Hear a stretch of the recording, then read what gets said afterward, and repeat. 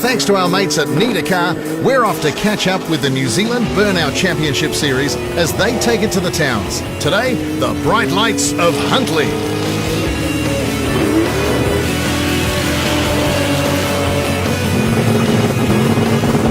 We introduced you to NZBC in our very first episode when the Championship 2 was brand new.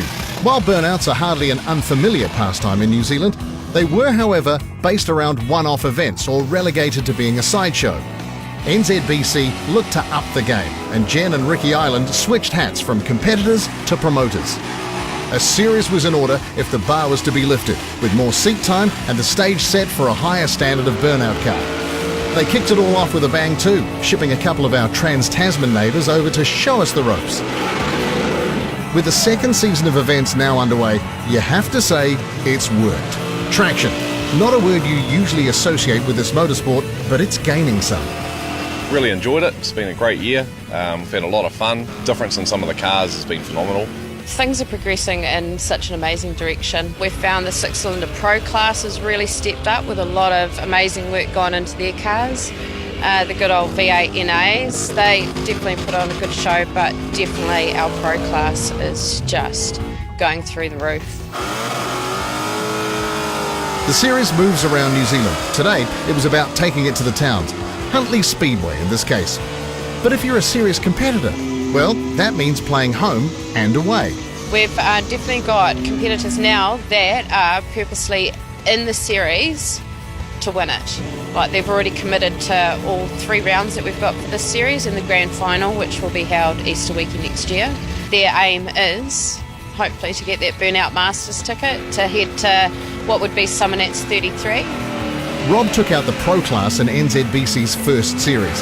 His Agro XP Falcon just about to be loaded on a boat for Canberra.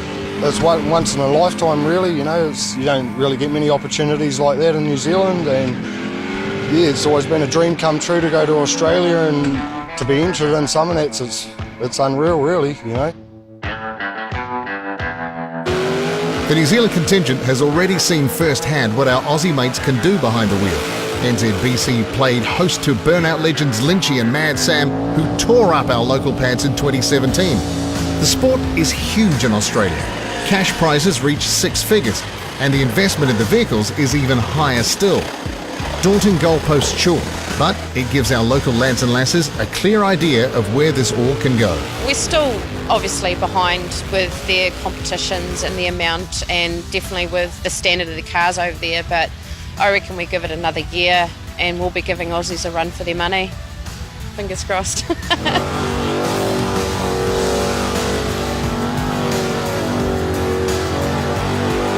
Judging a motorsport that accommodates creativity and flair can make things a bit more open to interpretation than the usual black and white result of who crosses the finish line first.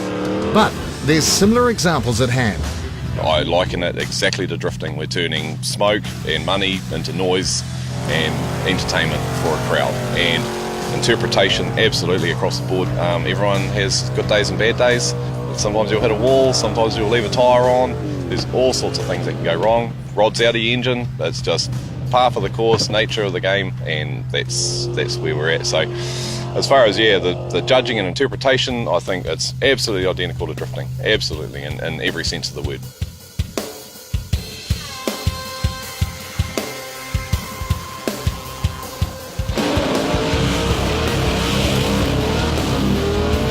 Making a big impact on the burnout pad this year, Joel Arcus, up from Wellington, ready to heap more torture on his new school Camaro. And things have got a bit more serious in the engine bay of late, courtesy of its force-fed LS2. Yeah, I've got a bigger motor in it now. It's a 408 cube, LS2 based, putting out about twice the horsepower that my old motor used to, so it's changed the whole car. It makes it a lot of fun and getting used to it and stuff, so going well so far. Lots of smoke, lots of revs, aggressiveness, and putting on a good show for the crowd, pretty much, is what it's about, and having fun at the same time.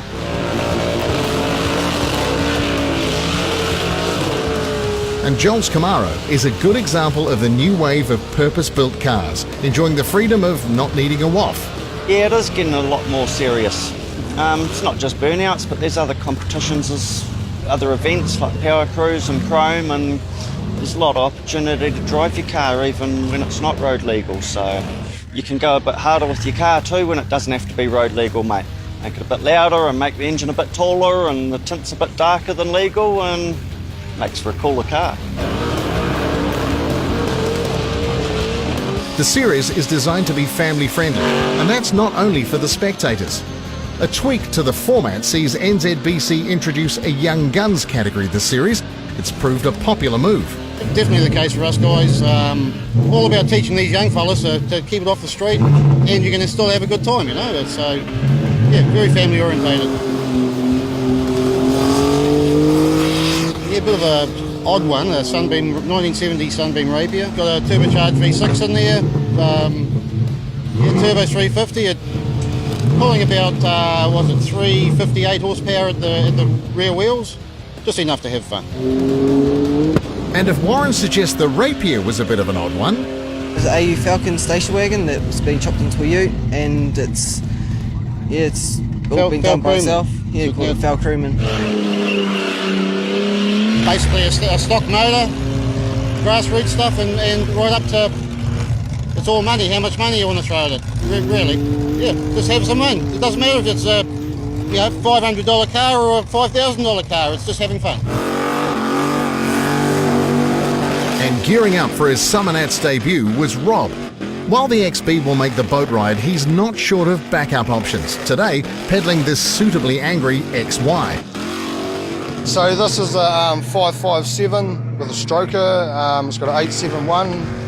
It's running on methanol. It's got a 9-inch. It's got a C6 transmission, and just the main usual stuff, you know. Yeah, it's making close to 1,100 horsepower at the wheels, with about 1,200 foot-pounds of torque. It's more or less just something for us to go away for the weekend and do, to get away and do something, you know. It gives us something to look forward to, you know. And it keeps it off the street, mate, you know. There's one thing why I started this was to get off the street, mate, you know. It was getting me in trouble after trouble and fines after fines, you know. It's like I could have had 10 cars by now, the amount of fines that I've paid, you know. And that's what NZBC is all about, keeping it off public roads and cementing its place as a real deal motorsport in New Zealand. Yeah, some people get it, some people don't. I don't get people playing golf on the weekends, you know, it's as simple as that, and plenty of people do, but each their own, and if there's a market for what we're doing and people want to see it, we'll keep doing it.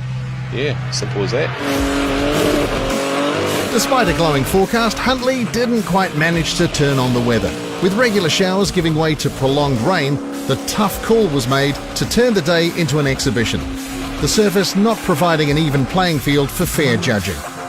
From here, NZBC takes a bit of a break, but fires up for Summer Jam in January before journeying south for the Southern Smokefest at Christchurch's Ruapuna Speedway.